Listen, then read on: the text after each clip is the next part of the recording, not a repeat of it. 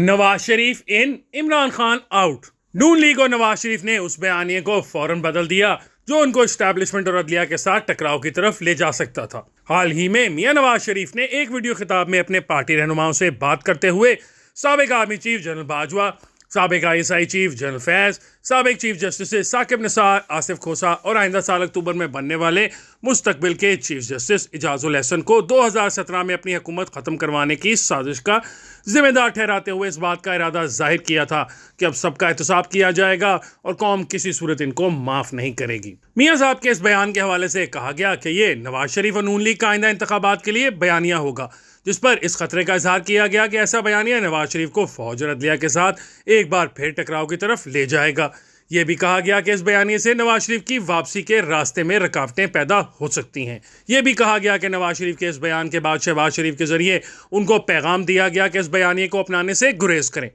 अमूमी तौर पर यह ख्याल किया जा रहा है कि नवाज शरीफ और नून लीग को आइंदा इंतखाबात के लिए ताकतवर हल्कों की हिमायत हासिल है। बहरहाल वजह जो भी हो, नून लीग और नवाज शरीफ ने अपना बयानिया बदल लिया, जिसका बाकायदा ऐलान 2 दिन कबल इसहाक डार ने लंदन में मीडिया से गुफ्तगू करते हुए किया। डार साहब ने कहा कि मियाँ साहब उन सब के एहतसाब का मामला अपने रब के सुपुर्द कर चुके हैं जिन्होंने इनके खिलाफ साजिश की और इनकी हुकूमत को खत्म किया। डार साहब ने यह भी कहा कि नवाज शरीफ पाकिस्तान के मौजूदा हालात में पूरी तवज्जो के साथ मुल्क और कौम के हालात बेहतर बनाने के लिए माशी एजेंडे पर फोकस करेंगे, ना कि इंतकाम और बदले की तरफ।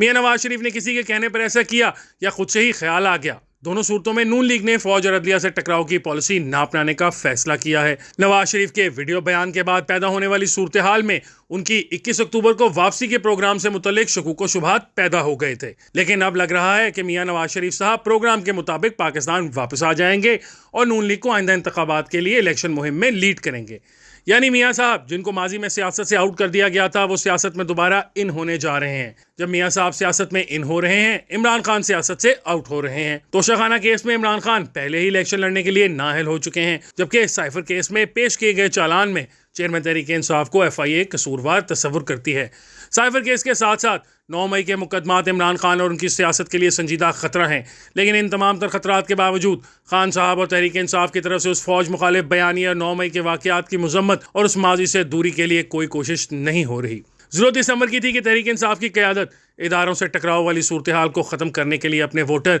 सपोर्टर्स और सोशल मीडिया में फौज मुखालिफ बयानिए के खिलाफ आवाज़ उठाती, उसे सख्ती से रद्द करती और हर ऐसे फ़र्द को जो अपने आप को तहरीक इंसाफ से जोड़ता है से लाताल्लुकी का इजहार करती जो फौज और इसकी क़यादत को बदनाम कर रहा है। ताहम अफसोस कि ना इमरान खान ऐसा कर रहे हैं, ना ही तहरीक इंसाफ की दूसरी क़यादत। वैसे तो खान साहब और तहरीक इंसाफ की बड़ी ख्वाहिश है कि फ़ौज के साथ उनके ताल्लुकात बेहतर हों, लेकिन ऐसा उस वक्त तक नामुमकिन है जब तक तहरीक इंसाफ फौज मुखालिफ बयानिए को रद्द नहीं करती। ये बुनियादी नुक्ता समझने में इमरान खान को कितना वक्त लगेगा, इस बारे में कुछ नहीं कहा जा सकता।